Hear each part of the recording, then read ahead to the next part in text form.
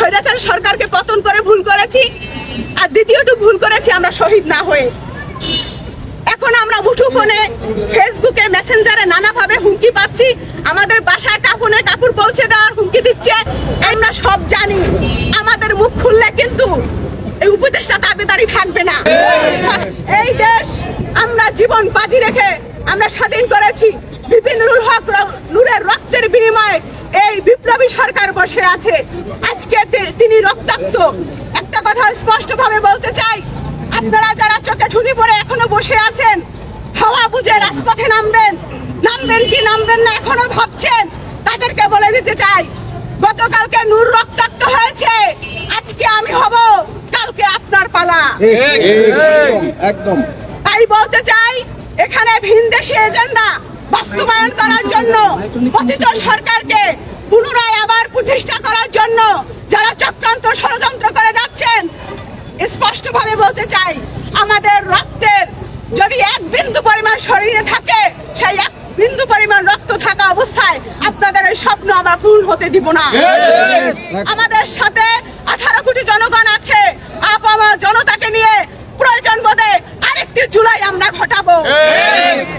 এবং আমরা আজকে যেটি দেখেছি, আপনারা দেখেছেন, বিপিনুল হক নূরকে নাকটা ভেঙে দিয়েছে, মাথার মস্তিষ্কের রক্তক্ষরণ হচ্ছে, এবং তার যে শারীরিক কন্ডিশন, তার ডাক্তার ব্রিফ করেছে যে একমাত্র তার বয়স কম বলে সে রেসপন্স করেছে।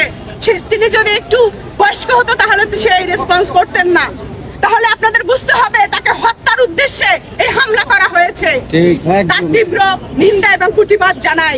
এবং আগামী 72 ঘন্টার মধ্যে যে বা যাহারা, সে যত বড়ই ক্ষমতাশীল ব্যক্তি হোক না কেন, যত বড়ই আমলা হোক না কেন, যত বড়ই প্রশাসনের ব্যক্তি লোক হোক না কেন, তাকে আগামী 72 ঘন্টার মধ্যে জনসম্মুখে উপস্থিত করতে হবে, জনতার মঞ্চে তার বিচার দাবি।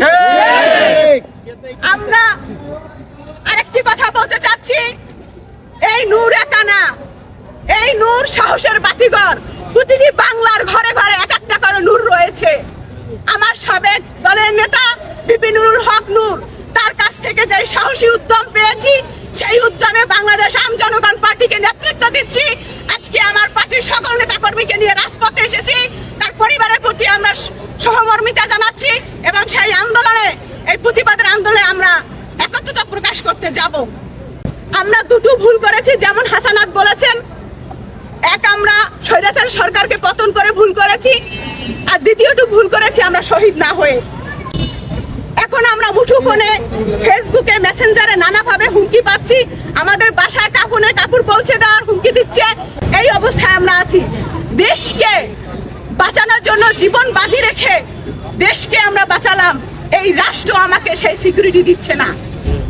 অতএব আজকে যারা রয়েছে প্রশাসনে, সেখানে সংস্কার প্রয়োজন, এবং এই সরকারকে আমরা অনুরোধ করব, এই নূরের রক্তের আমরা অবশ্যই বদলা নিতে চাই রাজপথ থেকে। আপনারা অতি সত্বর দ্রুত এর সঠিক তদন্ত করুন, এবং নাটক করার মতো নিন্দা জানানোর প্রয়োজন নেই। যেটা আপনাদের করা দরকার সেইটাই করেন। আমাদের মেধা, রক্ত, ঘাম, ত্যাগের উপরে আপনারা বসে আছেন, আপনারা আর একজনের দাবিদারি করবেন না। আমরা সব জানি, আমাদের মুখ খুললে কিন্তু এই উপদেষ্টা দাবিদারি থাকবে না। কথা স্পষ্ট, ক্লিয়ার। আমরা এখন পর্যন্ত মিনিস্ট্রিতে এক কাপ চা খাওয়ার জন্য আমরা যাই না। আপনারা যে কি করেন সেটা আমাদের কাছে খবর আছে। অতএব